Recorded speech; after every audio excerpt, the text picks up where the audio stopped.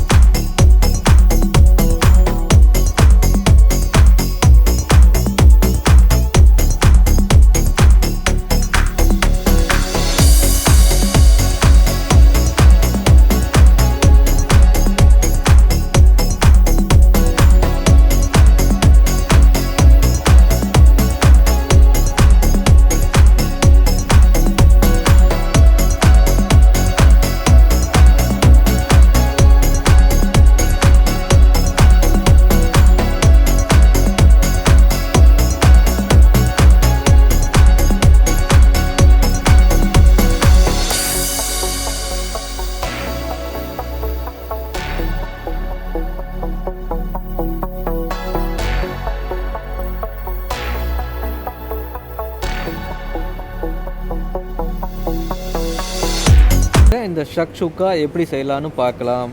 இதுக்கு தேவையானது ஒரு பேனில் ஒரு 4 டேபிள் ஸ்பூன் ஆயில் விட்டுக்கோங்க. 3 மீடியம் சைஸ் ஆனியன் சேர்த்துக்கோங்க.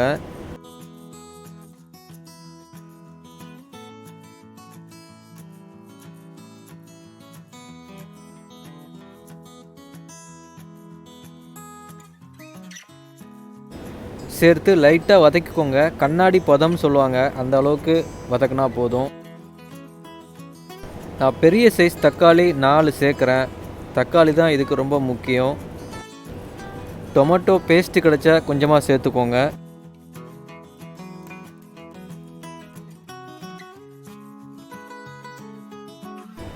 ரெண்டு நிமிஷம் குக்கார வரைக்கும் மூடி வைங்க.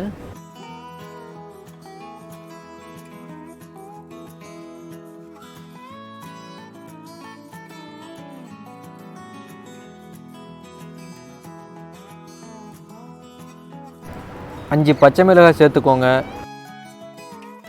இதுக்கு தேவையான ஸ்பைசஸ்: வத்தல் தூள் 1 டேபிள் ஸ்பூன், ஜீரகத்தூள் 1 டீஸ்பூன், கரம் மசாலா 1 டீஸ்பூன், அப்புறம் மிளகுத்தூள் 1 டீஸ்பூன் சேர்த்துக்கோங்க.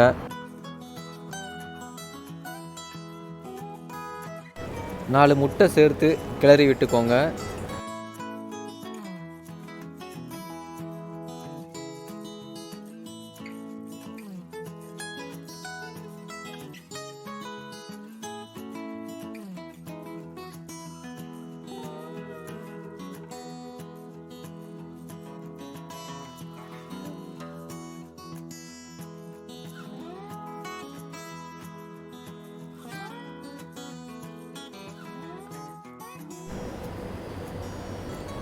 அப்புறமா இதில் சரிப்படுத்திட்டு ஒரு 4 முட்டையை கொட்டி விட்டு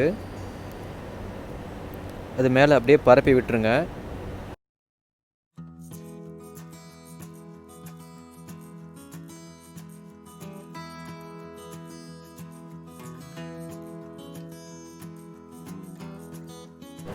அதுக்கு மேலே கொஞ்சமாக உப்பும் கொஞ்சம் மிளகும் சேர்த்துக்கோங்க. சேர்த்து மூடி ஒரு 5 நிமிஷம் லோ ஃப்ளேமில் வைங்க. ஸோ ரெடி ஆகிடுச்சு நம்மளுடைய ஷக்ஷூக்கா. மேலே கொஞ்சமாக மல்லி இலை தூவி இறக்கிடுங்க.